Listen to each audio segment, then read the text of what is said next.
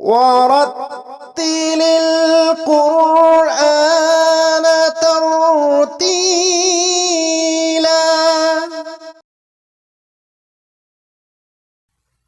الحمد لله رب العالمين، والصلاة والسلام على سيدنا ونبينا محمد وعلى آله وأصحابه أجمعين ومن تبعهم بإحسان إلى يوم الدين.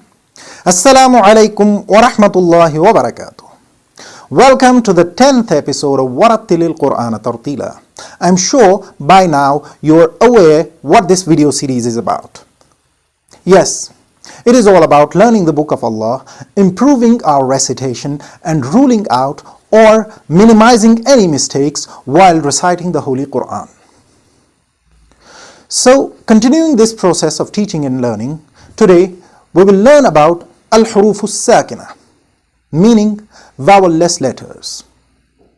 But here I want to take a pause and remind you to subscribe to this channel or follow this page if you have not already done that. And share these videos as much as possible if you want to be a part of this pious cause, that is, giving every Muslim an easy and absolutely free access to a reliable source of learning the Holy Qur'an. In the previous lesson, we talked at length about the vowel letters. We learned the mechanism of producing the vowel letters. We learned the names, shapes, and sounds of 3 short vowels used in Arabic. Whereas we just alluded to the vowel-less or static letters.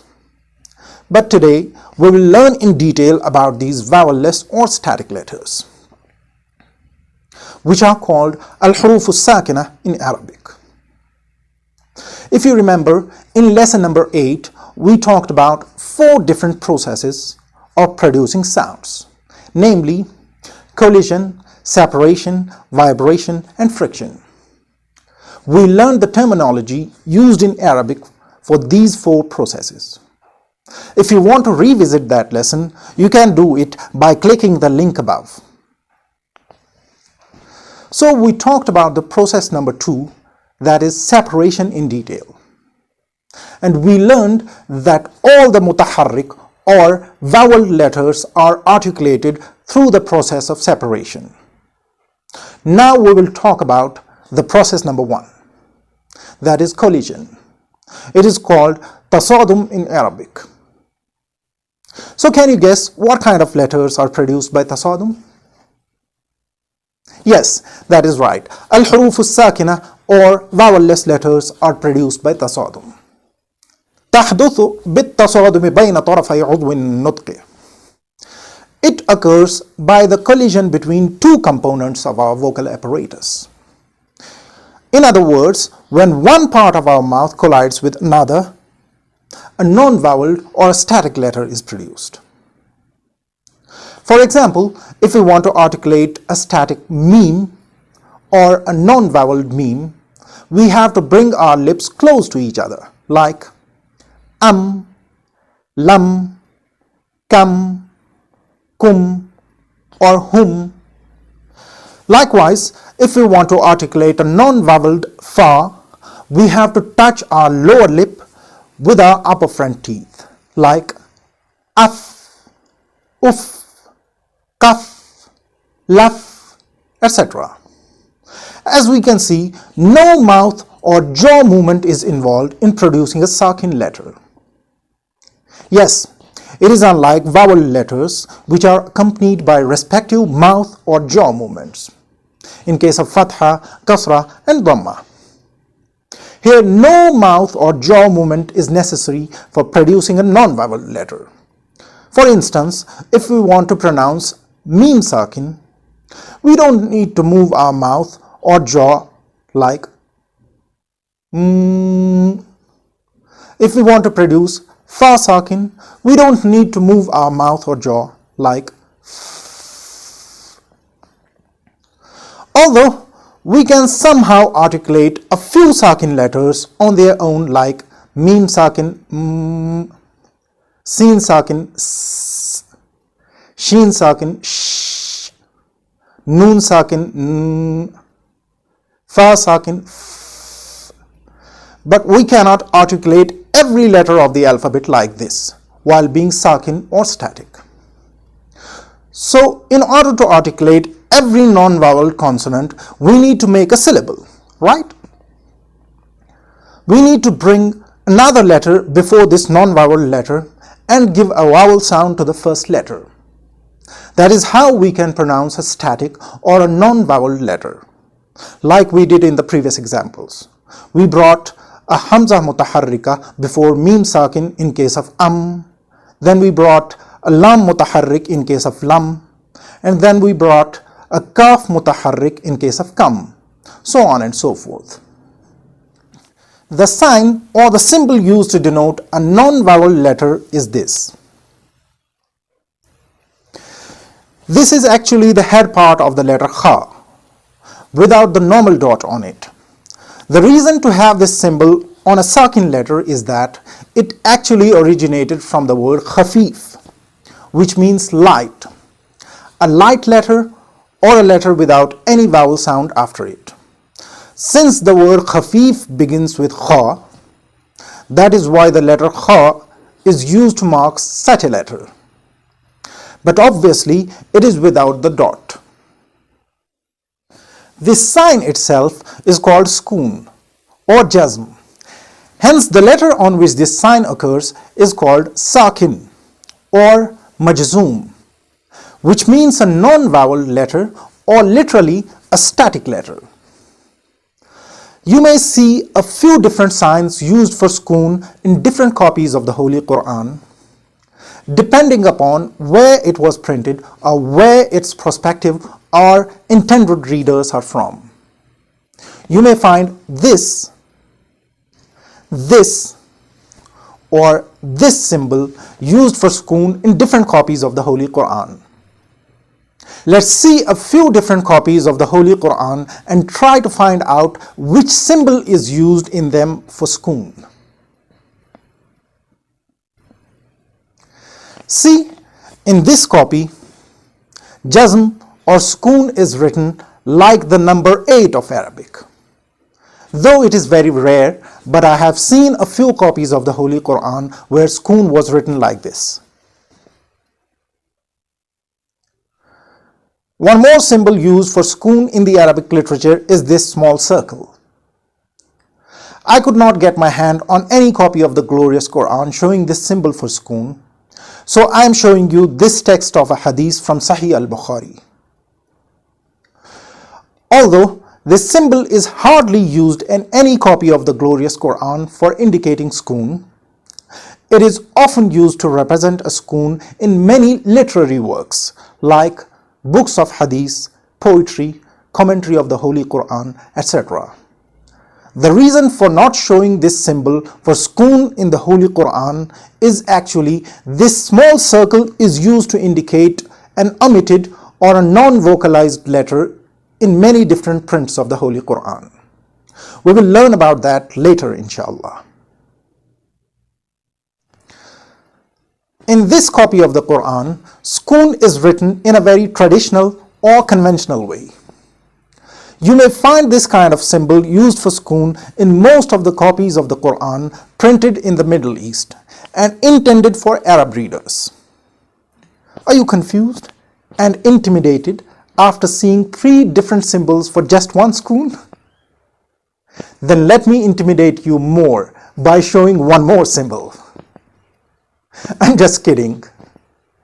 Actually, let me put you at ease by showing this copy of the glorious Qur'an. This is the print or the writing style that you will most likely have or find in the markets around you, whether you are living in Asia, Africa, Europe, America, or Far East. So in this copy, a slightly different symbol is written to indicate a sukoon than the previous one. It looks more like a dal rather than a head of a kha. And this is the one that you have to remember and recognize. I'm sure in the course of time and with some experience, you will be able to remember and identify other symbols used for sukoon as well later, inshallah. Now let's look at some more examples of الحروف الساكنه or non-vowelled letters. As we discussed earlier, we have to bring a mutaharrik harf or a vowel letter before a Saakin letter in order to pronounce it. So here our focus should be on the second letter in each of the following syllables. Hamza ta fatha at, Hamza ta kasra it, Hamza ta dhamma ut. So spelling these letters out, we are reading the two letters first and then we are reading the vowel sign, which is actually after the first letter. We can read the vowel signs immediately after the first letter and then the second letter, like ba fatha tha bath, ba kasra tha bith, ba dhamma tha buth. But conventionally, the former way is used as it is more convenient for new learners. So let's continue either way. Ta dhal fatha tad, ta dhal kasra tid, ta dhal dhamma tud. Ba ra fatha bar, ba ra kasra bir, ba ra dhamma bur. Ra za fatha raz, ra za kasra riz, ra za dhamma ruz. Jim sin fatha jas, jim sin kasra jis, jim sin dhamma jus. Ba sin fatha bas, ba sin kasra bis, ba sin dhamma bus. Ra shin fatha rash, ra shin kasra rish, ra shin dhamma rush. Dal fa fatha daf, dal fa kasra dif, dal fa dhamma duf. Hamza kaf fatha ak, Hamza kaf kasra ik, Hamza kaf dhamma uk. Shin lam fatha shal, Shin lam kasra shil, Shin lam dhamma shul. Sin mim fatha sam, Sin mim kasra sim, Sin mim dhamma sum. Lam nun fatha lan, Lam nun kasra lin, Lam nun dhamma lun. Ta ha fatha tah, Ta ha kasra tih, Ta ha dhamma tuh. So this is how we pronounce the vowelless or Saakin letters.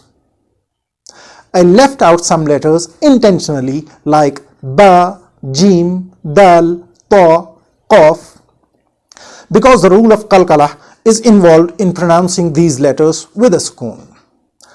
I also left out some other letters like ha, kha, ain, ghain, sad, dad. That was because these letters or the sounds represented by these letters are very peculiar to Arabic.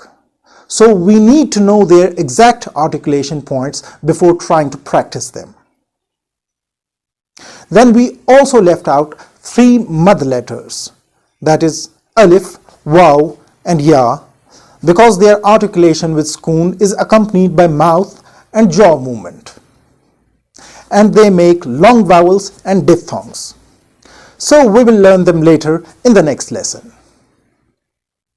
With that promise, let's end this lesson here. I want to remind you once again, if you want to contribute to this cause of spreading the word of Allah and earn sadaqah jariyah, then share these videos as much as possible. Subhanallahi wa bihamdihi, subhanakallahumma wa bihamdik, ashhadu an la ilaha illa anta astaghfiruka wa atubu ilayk. Assalamu-Alaykum wa rahmatullahi wa barakatuh.